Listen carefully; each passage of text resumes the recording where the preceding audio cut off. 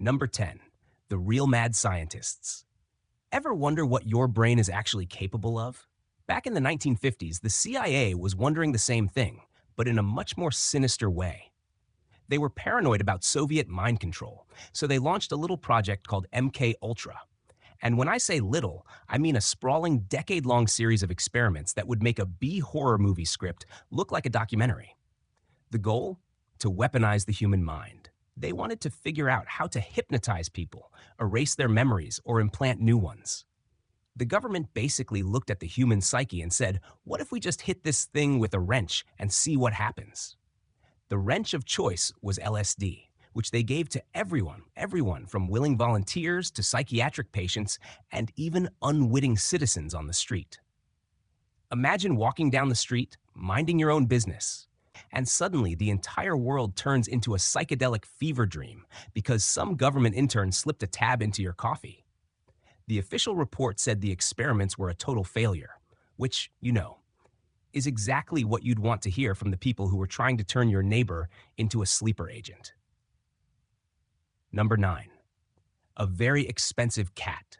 Your tax dollars have been used for a lot of questionable things, but few are quite as ridiculous as the time the CIA tried to turn a cat into a spy. I'm not kidding. This was a real declassified project from the 1960s called Operation Acoustic Kitty. The plan was brilliant in its simplicity. Surgically implant a microphone in a cat's ear canal, a tiny battery pack in its stomach, and a radio transmitter in its skull. The cat would then saunter up to foreign dignitaries, and presto, the US government could listen in on their conversations. It's like a spy movie directed by a 5-year-old. After a half-decade and an estimated $20 million of your money, the cat was finally ready for its first mission. They released it near the Soviet embassy in Washington, D.C. for a test run. Its handlers waited, expecting to intercept state secrets, but what they got was the screech of tires. The cat, being a cat, immediately wandered into the street and was promptly hit and killed by a taxi.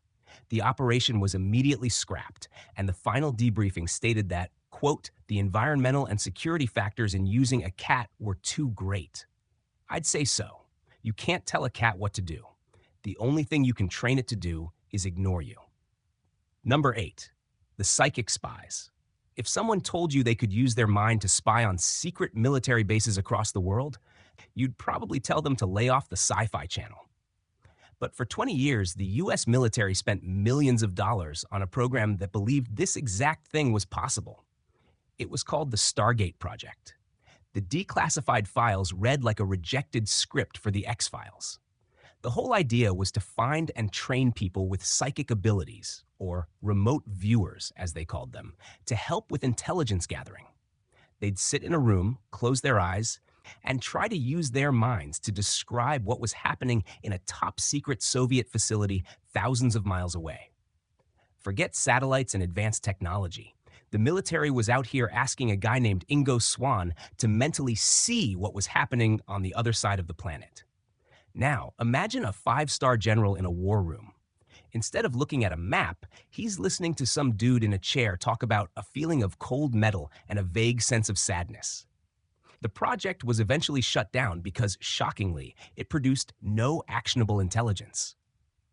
It turns out that using a psychic to locate a Soviet submarine is a lot less reliable than, just using a submarine.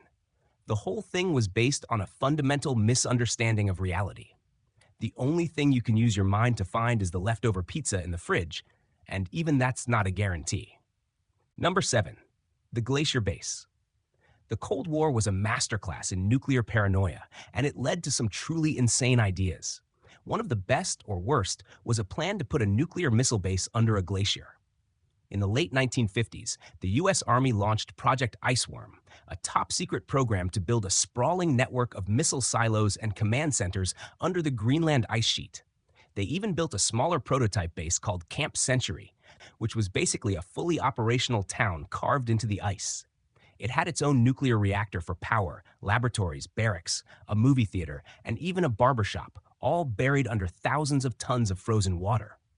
The idea was that this mobile, hidden base could fire missiles at the Soviet Union and be almost impossible to detect. The only problem was the ice. See, glaciers are not stationary, they flow and shift, and the engineers quickly discovered that the entire underground city was slowly being crushed by the moving ice. The tunnels were warping, the walls were cracking, and the whole thing was starting to collapse. The project was deemed completely unworkable and shut down in 1966. But get this, they just abandoned everything, including the nuclear waste, and figured the perpetual snow would bury it forever. Now, with climate change, the melting ice is starting to expose all that toxic, rusting Cold War junk, proving that even a half-century-old bad idea can still come back to haunt you. Number 6. The flying foul. What's the best way to deliver a bomb to its target? GPS? Lasers? Nope. According to famed psychologist B.F. Skinner in the U.S. military in the 1940s, the best way was with a pigeon. This was a real program called Project Pigeon. The idea was to attach a small, translucent nose cone to a bomb, which would act as a screen.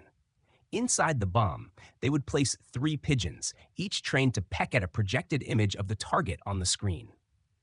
If the bomb drifted off course, the pigeons would start pecking more on one side, which would send a signal to the fins on the bomb, guiding it back on target. These birds were so good at pecking at things, the military was convinced they were the future of precision bombing. The logic was flawless. Pigeons were cheap, they were easily trainable, and a brain the size of a pea is a lot harder to hack than a computer. Imagine being a foreign leader and your military intelligence reports that the enemy is now using poultry to attack.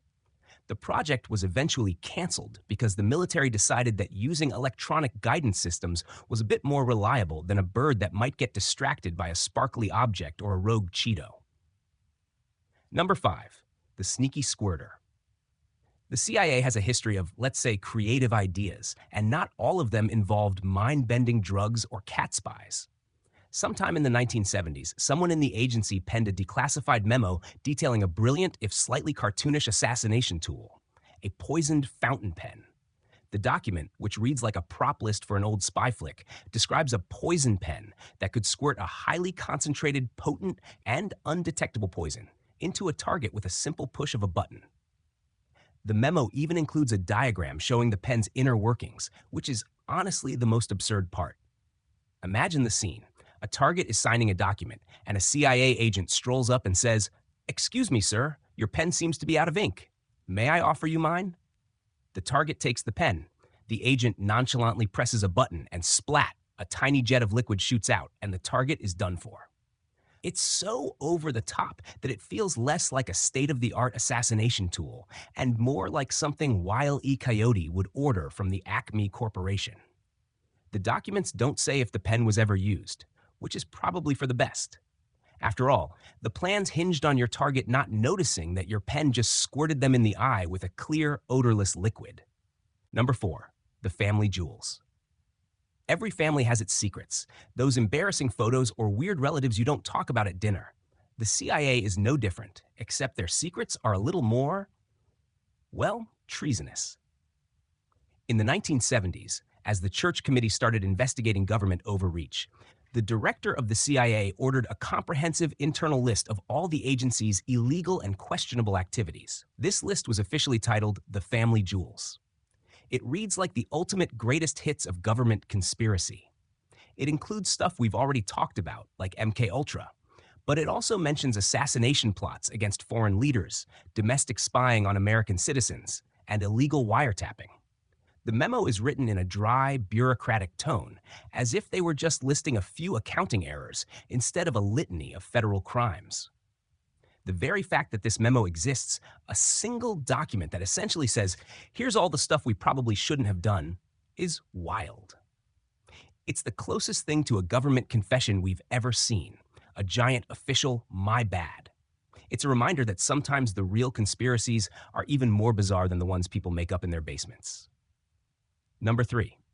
The psychic toddlers. We all remember our childhood, imagining monsters under the bed or making a mess with finger paint. The CIA, however, had a different idea for the kids of the 1970s. In a declassified memo from 1979, the agency explored the potential of using children for psychic intelligence. Yes, they were literally trying to find toddlers with superpowers. The memo describes tests where they would have children as young as 4 and 5 years old sit in a room and try to remote view a sealed off location. A researcher would then compare the kids' doodles and descriptions to what was actually in the room, hoping to find a pattern. The report discusses how kids were uninhibited by learned patterns and therefore might be more psychically sensitive. So, while you were busy playing hide and seek, some kid somewhere was being asked to mentally locate a target in the Soviet Union.